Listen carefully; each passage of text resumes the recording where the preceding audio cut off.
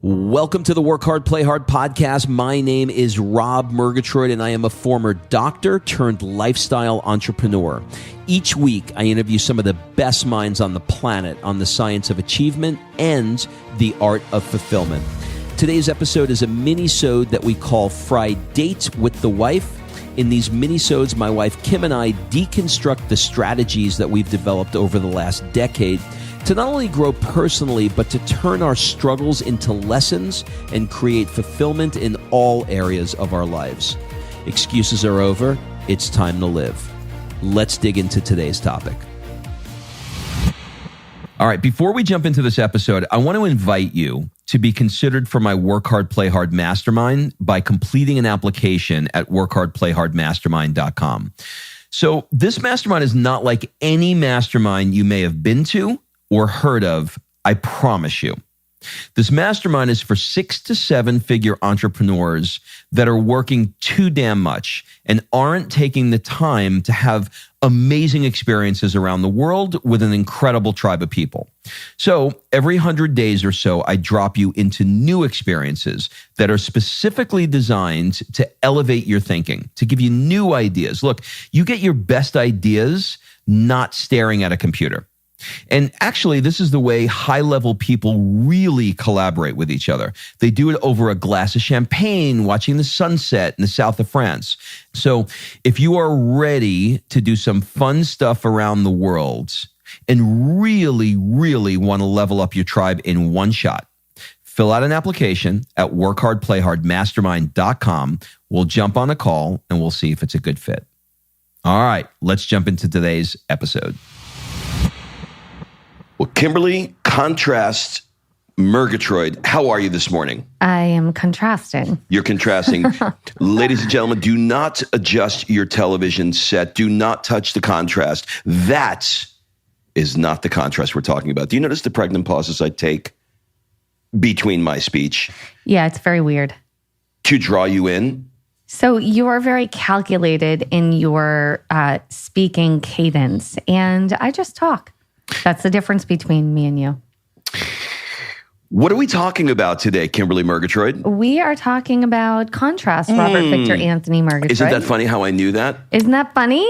So the concept of contrast is a very interesting concept, and we're going to use this in the framework of manifesting what you want, right? We all have different things that we want. You may call them goals. You may call them manifestation. You may call it speaking it into existence, whatever you want to call it. Ultimately, there's something that is not in your life that you want to have in your life. Okay, so let's enter the word contrast here. Okay, so right now, in pretty much any time in life, but especially right now, I feel like there's an exceptionally high level of contrast that could be going on for people between maybe you have children and they're not in their normal school routine, or you're not in your normal work routine, or life has just been cray, whatever it is. There is a lot of contrast going around right now. Contrast is the issues. It's the things that make you create clarity about what you want and what you don't want. Contrast are the things that come your way that make you have all the feels one way or another, so you can determine what you want. So let me give you an example. And I know we've talked about this a lot lately, but it's important. And today I want to talk about it in a different light. So a good example would be, the way the schools are structured. And it's this, let's call it 9 to 3 or 8 to 3 program where you drop the kid off, they sit in a chair from 8 to 3, and then you pick them up. Now they're sitting in a chair 6 feet away from other kids in a bubble with a mask on, can't see the teacher's face. Like, there's all of these things. That's the contrast. Okay. So for me, I'm looking at school in that way and saying, yeah, I don't want that for my kid. So that's looking at the contrast that I'm being delivered. The contrast is all of these issues, all of these different things that are not the way it was before. I'm looking at all of those things and I'm saying, yeah, I don't want that. And instead of kicking and screaming and all of the things, which by the way, I've done, okay? So you've got this 8 to 3 environment. Now it's masks and bubbles and 6 feet away and all the things. I'm saying I don't want that for my kid. I don't want her to grow up that way. I don't want her to have these memories of her first few years of school. And so we're looking at doing things differently. We're looking at staying distance. We're looking at homeschooling, world schooling, all of those things. Without that contrast, the mask, the bubble, the 6 feet away, the way it's operated, I would never have been creating the clarity about what I actually want for her in my life. Okay, so let me give you a slightly different, everybody sort of like processes things differently through their own brains. Here's how I look at contrast, and I'm not sure that I'm looking at it the correct way, but the way I look at contrast is I'm looking to see what it is that I'm unhappy with. And when I start to notice what I'm unhappy with, then I visualize a stick. And this is an example that Esther gives. And I hope I'm using the example and the metaphor correctly. But I look at a stick, and on one end of the stick is the thing that I don't want, which leads me to the other end of the stick, which by default means this is the thing that I do want. So the contrast in looking at that stick is what is really helping me to identify all of the things I want to put into my vortex. So I welcome the contrast. I've now reframed contrast to mean something different to me. Instead of saying I don't have the body, the money, the home, the cars, the whatever that I want, I look at them and say, let's use an example of a car. I look at them and say, okay, this is the car that I have, but what I really, really would love to have is this car. So instead of looking at it as poor me, I go, oh, there's some contrast. I have an impulse, I have a desire, I have a feeling, I have an aspiration for something. And what I'm seeing in my quote reality, or what that's within my vibration right now, is not what I want. So I want the opposite. So it helps me to identify what the opposite is. Is that how you see contrast too? Yeah, it's literally creating the clarity. So let me say something else too about this. I know right now a lot of moms are just really struggling with their kids with distance learning. And again, it's creating the contrast. Right now, I don't know if I'm right about this, but I feel like our world is in such a pivot point, like not a pivotal point. I guess it could be a pivotal point, but a pivot point where businesses are starting to do business differently. Like something so simple, like in our little town here in the South Bay of LA, we have tons of restaurants. And when Rob and I first got here, we're like, it is gorgeous pretty much every day. It's mostly 70 degrees and sunny year round. And there is no outdoor dining. And there's no dining with views of the ocean. How is this possible? In the most beautiful place, how is this possible? So insert pandemic, and now you can't eat inside. So now our governor made a rule, restaurants could open, but it has to be outdoors. So guess what? The restaurants, the city, all the people played a little game called Stupid Idea Time and thought outside the box and said, what if we take away some of these parking meters, which yes, would take away a lot of our parking, but that's okay. We're a small town. You can pretty much walk everywhere. What if we do that? The city charges a little extra rent. We get extra patio space. People get outdoor dining in al fresco in the beautiful, sunny, 70-degree weather. That's the silver lining. That's what the contrast created. Restaurants went from, oh shit, we don't have a way to make money. Oh, stupid idea time. What could we do? Let's create this outdoor space. Now, guess what? After the pandemic, everyone wants to keep the space. That contrast is given to us. It's a gift. Contrast is a gift. Even the shittiest of contrast is a gift. And it creates the clarity. When the boyfriend, the girlfriend, the husband, the wife, they cheat on you, that's contrast. But it's giving you some clarity that maybe you shouldn't be with that partner and maybe there's somebody else better out there for you. Doesn't feel like that in the moment, but that's what it is. I'm very long-winded today. That's okay. Contrast is not usually welcome, but you can retrain your brain to go, oh, I just got some contrast over here. This sucks. But what is it that I really do want? I guess I really shouldn't stir my green juice, huh? It's it picks up in the mic. It makes it an interesting. We got sirens. We got green we talk about juice. our beautiful town. It sounds like Vietnam is burning down what's here. What's happening? Well, we never hear sirens here. Do you notice that? I know. Until we are recording a podcast. Always the way it is. All right, so let's give you a little quick refresher on what to do when you identify this contrast. So you decide what it is that you don't want by seeing the contrast. So step one, look into asking for specifically what it is that you want. And then step two, this is where it gets woo-woo, kids. This is where you allow the universe to align with it. So let me ask you this. Do you believe that there's a whole team of non-physical beings who are supporting what it is that you want? Did you just pull that out of your ass? You wrote that down. Yeah, because that's how I see this, that there's a team of non-physical beings. You have a council. That, however you want to look at it. I mean, like, okay, so if you are trying to accomplish something, okay, look, this is where we're going to cross the line. This is where somebody just in the car just hit and I'm out, okay?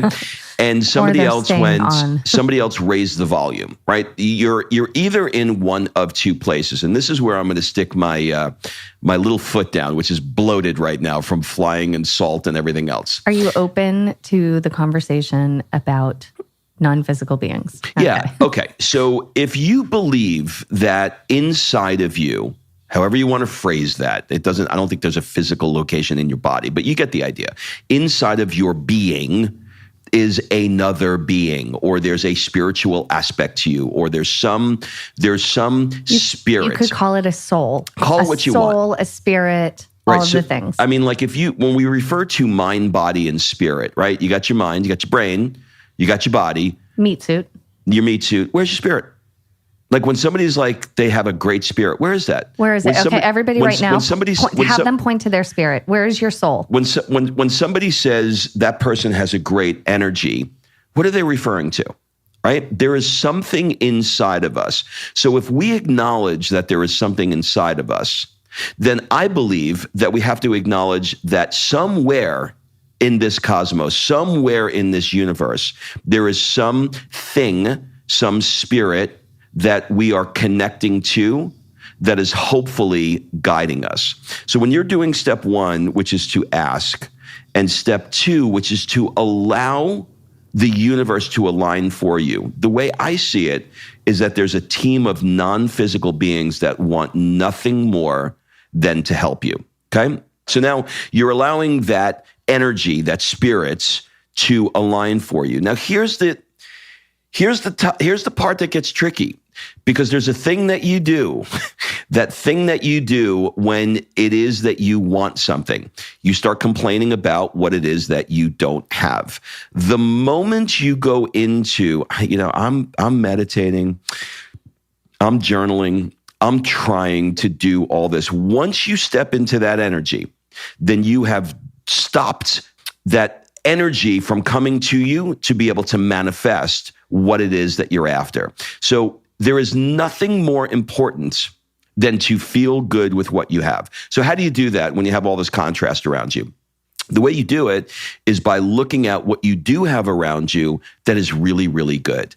And it may be that you've got a home that you really love, or it may be that you've got a spouse that you really love, or it may be that you have a family that you really love, or a mom or a dad, whatever it is.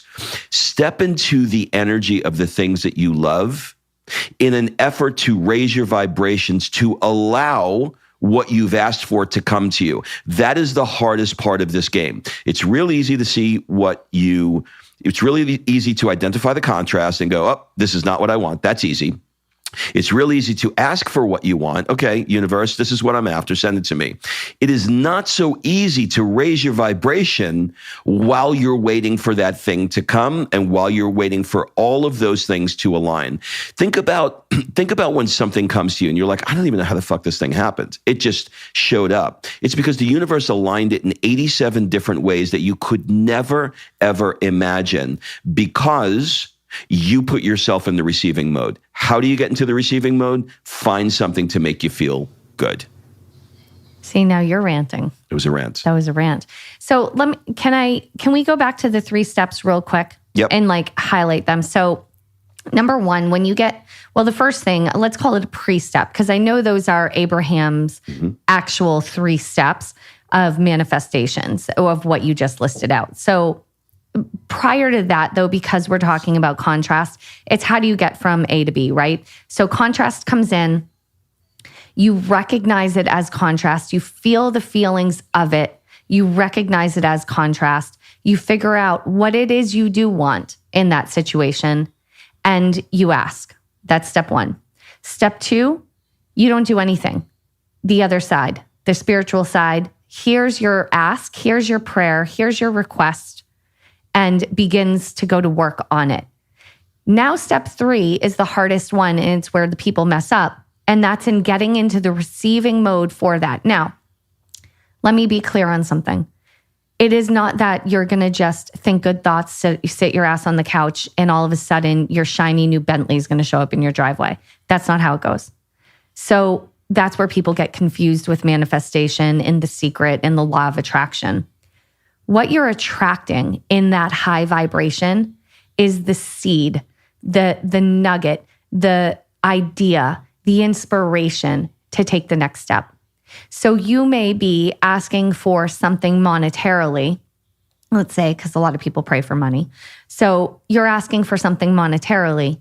You're going through the steps. You're asking, you're going, and you're allowing the other side to take care of it. And then you're putting yourself in that high vibration. While in that high vibration, you will get urges, desires, inspirations, ideas to take a step. That step is what's going to lead to the next one, the next one, the next one, which will lead you to the monetary ask that you just made. So it's not that you don't have to do the work, okay? You have to do the work. And if you feel that nudge, let me give you a real nudge that I had. So before we had Sophia, or just about, I was like pregnant with Sophia, we were grinding away in the chiropractic clinic. We were grinding and grinding and grinding. We were working 12-hour days, basically, out the door by 6, 7, back in the door by 7, 8. And it was a long ass day. Rob wasn't loving it anymore. I mean, I didn't love fighting with insurance companies and doing all that either. So we weren't loving it. We had always wanted something different. I saw a bunch of my friends began network marketing. And in the beginning, I was like, that's funny. And then as they started to be successful, as I started to see their lives change, I began to feel the nudge of, I wish I could do this, but God forbid, said it, because Rob would have struck me down with with all of the lightning in the world, because he was a chiropractor and he was so opposed to it. But I felt that nudge, and I felt that nudge, and that nudge got stronger. That nudge got stronger. Finally, when we had Sophia, about 6 weeks later, we sat down, played stupid idea time, and I allowed that nudge to get verbalized. And we talked about it. We put it on the board, and it ended up being the idea that we went with, which, by the way, changed everything in our life. And so when you ask, what were we asking for? A different life. We're asking for time freedom. We're asking for financial freedom. We're asking for Rob to just not have to go into the clinic anymore. We're asking. It was being heard. And then 3, we put ourselves in the higher vibration, or we were trying to. And then once the higher vibration came, the nudges came, and I didn't take them for years. I didn't take the nudges for 3 years. Finally, we took the nudges and everything shifted. And so my point in telling you that story is because I don't want you to think that if you just get in a high vibration, the Bentley rolls up in your driveway. That's not what happens. You have to hear the nudge and quiet your mind enough to hear the nudge, the inspiration, and then take massive action. And there have been things that we've done in the past to try to get out of the office, to try to get out of that job A. There have been so many things that we tried to do, and we kept hitting a wall after a wall after a wall after a wall. That wasn't our path. But when we found the right path, it was like door open, door open, door open, door open, because we were flowing with the universe and we were flowing in vibration. Now that I look back on it, we were excited, we were happy, we were joyful, we were hopeful of what was to come. And we were shifting our vibration from hating our life to loving every single moment of it. And that is what it took to accomplish the goal. It's really good. As you're taking me back to that time, one of the things that I learned is to ask yourself before you manifested something, how were you feeling about it right before it? And when I initially think about when we first started to say, hey, look, we're not loving fighting with insurance companies, and I'm not loving chiropractic, and I would like to get out of this profession, and I would like to change locations, there was a wobble. And I don't know if we've talked much about the wobble, but the wobble is basically when you have this idea of what it is that you want. And there's like a yeah, but that's in there somewhere. It's like, I'd like to move to California and not be a chiropractor anymore, but I just don't even know how. I'm not even sure where to begin, and I don't know how to do it. I don't know how to sell this practice. And there's this wobble, as opposed to saying, yeah, no, I don't know how it's going to go, but I know exactly what I want. There's a difference in the energy. You may have no clue how you're going to do it, but if you allow that no clue of how you're going to do it into what it is that you want, now you're creating this wobble, right? Where you're not 100% absolutely clear about what it is that you are trying to create in your life. If you have an ounce of wobble where there's any, I'd like a bigger house, but the mortgage, or I'd love a nicer car, but I don't know about the safety of that car that I'm thinking of, or I'd love to have a great body, but I don't want to be eating grilled chicken and broccoli and have to do that workout I can't be in the gym 2 hours. If you have that wobble anywhere, you're done.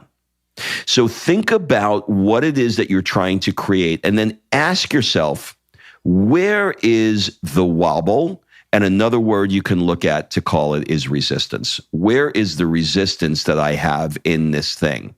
That is a key thing in manifesting. So when I do my journaling in the morning and I'm thinking about what it is that I want, and I start identifying and uncover the cockroaches that need to come on when I turn the lights on.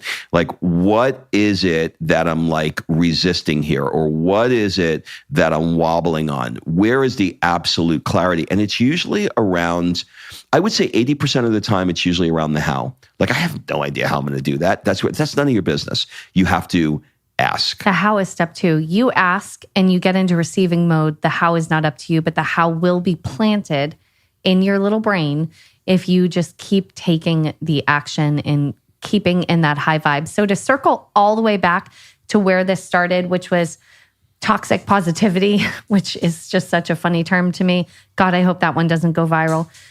For me, it's not about not feeling the resistance. It's not about not feeling the contrast. It's not about ignoring it and pretending that everything is so perfect. It's about feeling it, identifying it, and finding that, I'm sorry, our mama village, there is a silver lining, and it's called contrast creates clarity. And without that contrast, you wouldn't have clarity on what you want. And that might be the only silver lining, but it is the silver lining. So welcome the contrast, see it as a tool to create clarity in your life, and then follow the steps. Step 1, ask for what you want. Step 2, allow the universe to do its job. And step 3, consistently get yourself up the emotional scale into the receiving mode so you can receive what you've asked for. There you have it. We will be starting a Stupid Idea Time virtual masterminds that we have not announced to anybody before this very moment right here. It's coming up. It is in the works. We do not have a start date, but for listeners of the show, if you want to reach out to us by shooting us a text at area code 310-388-9724. That's area code 310-388-9724. If you would like to be one of the first to know about our Stupid Idea Time virtual mastermind, just send us a text that says stupid. Send us a text that says stupid, and we will put you on the list. I'm not going to go into great detail about what it is, but I will say this. We have to keep these things small because this is very interactive with Kim and I. And as you might imagine, we can be a bit wordy. Sometimes we disagree on things. We fight it out for your benefit, and we can't have 100 people in these things because we'll never get to you. So the magic number is 20. We're going to be keeping it to 20 people. It'll be a 10-week course to help you to figure out what you want to do next and gain clarity on what you want. And we're going to play stupid idea time with you. So text us the word stupid to the number I gave you, and we'll go from there. Have a great week, everybody. Bye-bye. All right. Thanks for listening. If you love this episode and you know someone that needs some help in either stepping up their work hard game or their play hard game, it would mean the world to me if you shared this podcast with them to help me get this movement out there. So if you like what you heard, head on over to iTunes, take 30 seconds and leave me a 5-star review, and I will be forever grateful. So until the next episode, excuses are over. It's time to live.